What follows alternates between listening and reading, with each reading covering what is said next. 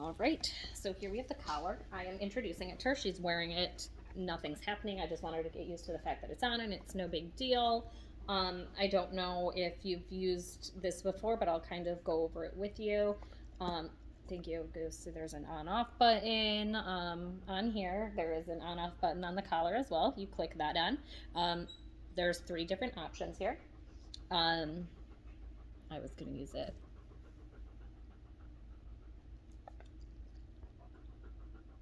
Good girl. Good choice. Here we're working on not getting on furniture, and she's doing really, really well. There's 3 options here.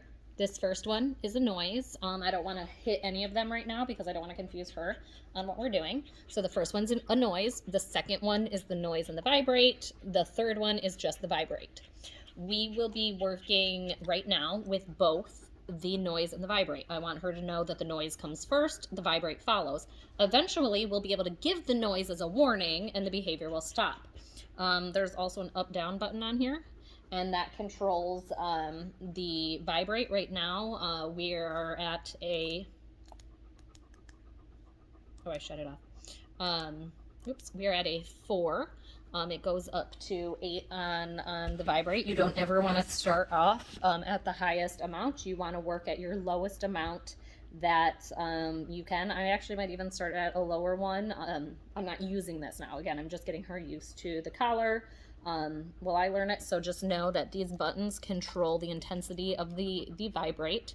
That's your on-off switch. This 1, 2, I'm not entirely sure. I think there are 2 different signals, or maybe you can connect this to, I'm not entirely sure what that is yet. So I'm just going to ignore that one for right now because I don't need it because it is connected to the collar. I made sure before I put it on her. But yes, your biggest ones are these 3 buttons. It's very important in the beginning when training her. We will use the big one here. It's going to beep and then vibrate. I'm going to use this anytime. I'm not going to pair this with barking yet. When I do use this, I'm going to use this anytime she does behavior I don't like. I want her to know that this is our no-no, behavior. So it's going to go, bzz, or it's going to go, I don't know what noise it makes. Probably beep, beep, beep, bzz, beep, beep, bzz. And then eventually, we should only have to use the beep, beep. And then she goes, oh, sorry, my bad. But we are going to work slow. So that's the remote right now. She is currently wearing it. Again, we're not using this right now. I want her to get a little bit more comfortable before I start using this. This remote is not waterproof, so don't put this in the water. So it's not waterproof. But yeah, I will make another video as soon as we start working with this. Okay, one more thing. Okay. About this collar. Fitting is really important. How do I take, you've got so much hair, girl. This, let's say, okay, it's not a fight on who's gonna wear it. Okay, we're not, it's not a war here. Goose was like, let me wear it. This cannot be put on like this, to where it's hanging and there's all this room. There needs to be contact. Now, contact does not mean, this is not shocking her at all. All it is vibrating, it's shaking, but she's not going to be able to feel it if it's shaking down here. I want it to shake here on her skin so she can feel it. As you can see, there's no prongs, there's nothing connecting here. So this isn't a shock. It's nothing to do with that. It's just I want her to feel it. She has to feel that something is going on. So I want this fitted properly. I did have it on her. It was a little loose, so we're going to move it up just a little bit. Paste. Goose, can you please get the heck out of our way? Good girl. Thanks. Oh my gosh, you have so much hair. You can't reach that well. You don't want to pinch your hairs in. So, okay. So here, ooh, I need a camera. A cameraman. So here, so you can see how high it is and see how tight it is. I can squeeze 2 fingers, underneath. We are now properly fitted for our collar. Right now she's just wearing it to get used to it. I don't want her to think every time that goes on something's going to happen, because it's not the case. I want her just to get used to wearing it. So she's going to wear this around for a couple hours before I actually start the training portion of it. All right, so here we have Miss Paisley. I'm sitting here filling out some paperwork, and she had started whining. So I pressed the button. She immediately stopped, and she got rewarded with my attention as soon as the behavior stopped. She hasn't done it since. I'm hoping I can catch it on camera this time. I'm gonna pull this chair out. Oh my god, Paisley, my foot hurts. Oh crap. Okay, and my crutch is falling. This isn't going well. Okay, I'm a hot mess, guys. I'm a hot mess. I'm figuring it out. Don't mind me. I'm just... Oh my gosh, this crutch. Okay. Perfect. Cool. So I'm going to ignore her again. Continue to fill out. Watch, this is like a 12-hour video of like her not doing anything. Good girl. There she jumped up. Same thing, beep and vibrate. I want her to know any behavior I don't like, beep, vibrate. She responded very well, got down right away. She got rewarded for it. Okay, Goose, can you get out of my face? All right, the phone's face. Get out of someone's face. Okay, there we go. I'm pretending I'm doing something now.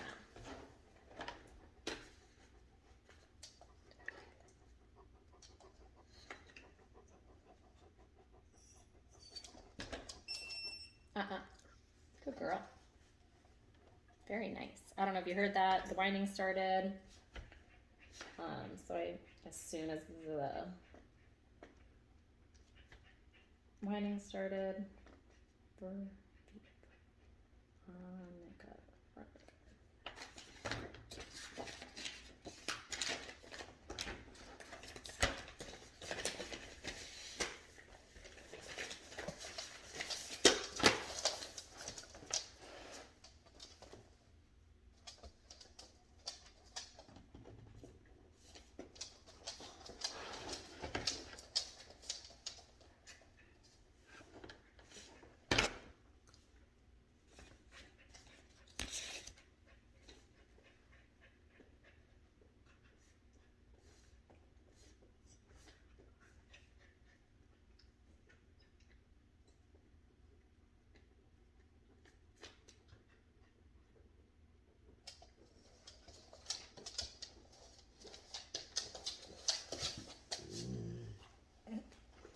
that's my boy right there. He's very dramatic. So there he's like, ugh, why are you not paying attention to me?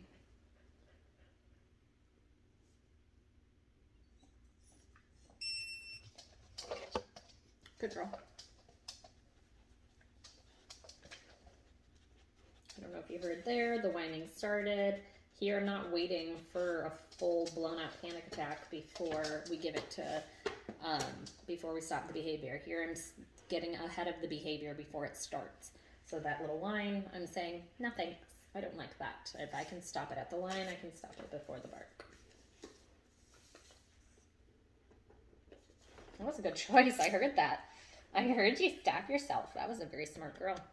Ooh, look at your fluffy butt.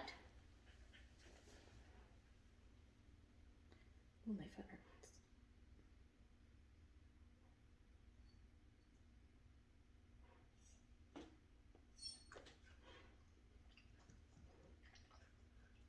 Very good choices. Very good choices. I heard that internal struggle right there.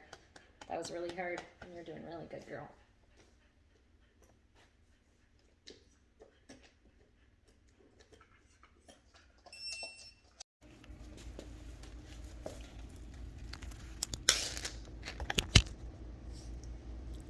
Oh my goodness. All right. So here I have been sitting and I have been doing some work up on the table. So ignoring, she chose to lay underneath me, which I think is super appropriate. Goose is right next to the camera here, but they both chose to lay down. She has not whined, as I have not paid attention to her in the last, I don't know, 10 minutes, I think. I've been ignoring her. Because I want her to know, like, just settle. I'm busy doing something. I cannot pay attention to you all the time. You need to go and do something. I don't care what it is, but I will not be able to give attention to you. She chose to lay right underneath me.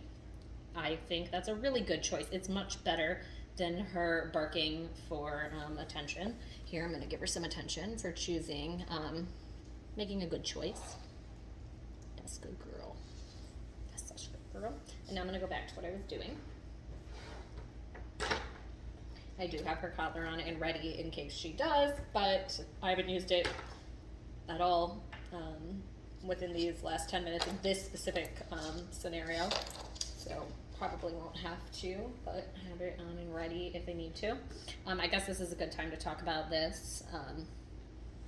The one thing I do not like about this control, and the reason I'm not big on electronic equipment with dogs in general, is the human error that comes with it. There's always human error anytime a human is working with a dog. We're humans. But unfortunately with this piece of equipment, the buttons are very easy to press.